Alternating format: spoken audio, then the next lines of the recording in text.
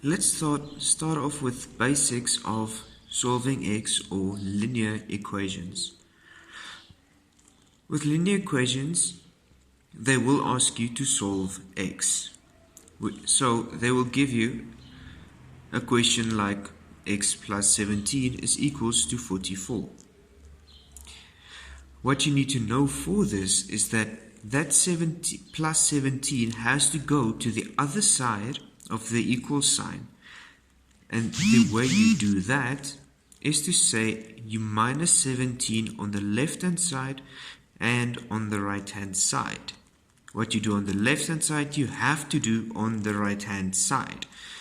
So you will have x plus 17 minus 17 equals 44 minus 17. 17 minus 17 is 0, so you have only x left, and you have 44 minus 17, which is 27.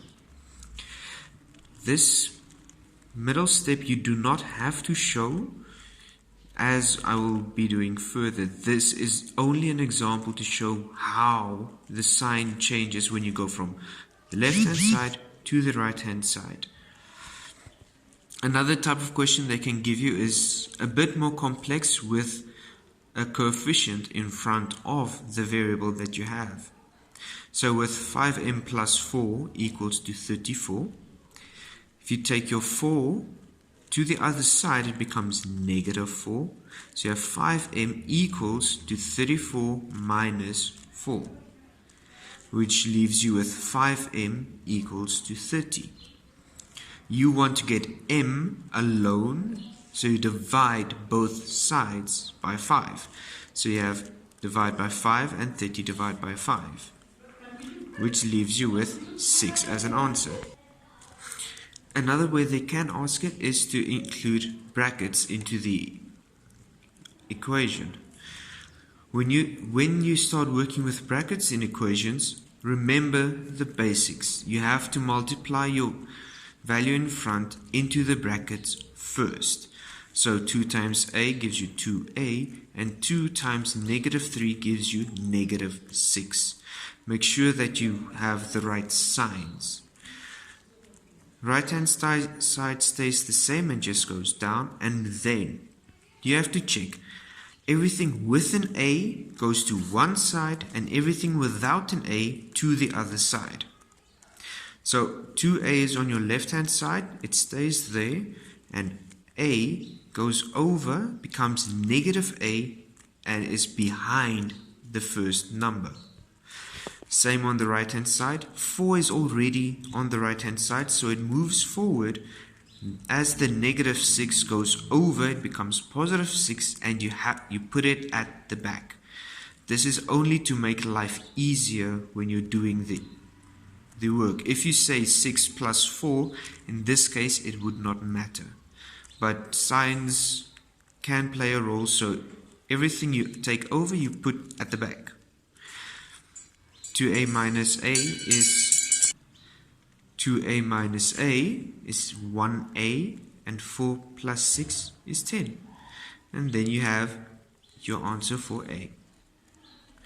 The last thing that they can do is give you equations with fractions. Now, when it comes to fractions, the basics still apply. You need the same denominators when you work with fractions. No matter if it's expressions, equations, or any form of calculation. When you plus or minus fractions, you need an LCM. You need the same denominator. So between 2 and 3, your LCM is 6 for 2 times 3. Then, the easiest way to do the equations is to say that every single term you multiply with the LCM. So 6 times 3x over 2 and 6 times negative 5. Other side of the equals, you have 5x over 3 times 6 and negative 30 times 6. You simplify each fraction. So 2 goes into itself once, and it goes into 6 3 times.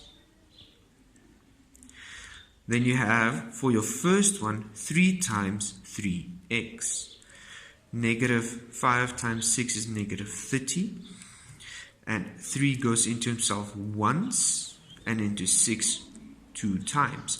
You simplify over cross. So your denominator simplifies with the numerator of the other number. If you have 2 left, you have 2 times 5x.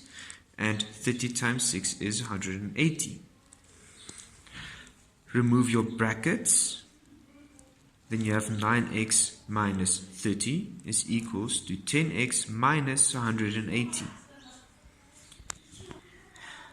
Then you check again.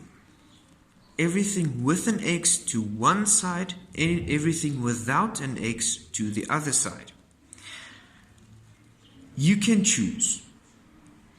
You have a choice which side you want to put the values with your x and the values without. 10x is bigger than 9x. So if you take 9x over, you have 10x minus 9x. Positive must become a negative when it goes over. Same with this, negative 30 stays on the left hand side. As negative 180 goes over, it comes in behind the value that's already there. So you have 10x minus 9x is positive 1x, and negative 30 plus 180 is 150.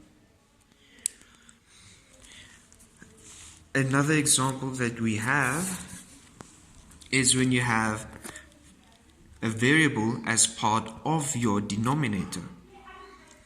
You have to start again. What will your lowest common multiple or lowest common denominator be? If you check, there are x, 3, 2x, and 2. So if you have 2x times 3, your LCM will be 6x.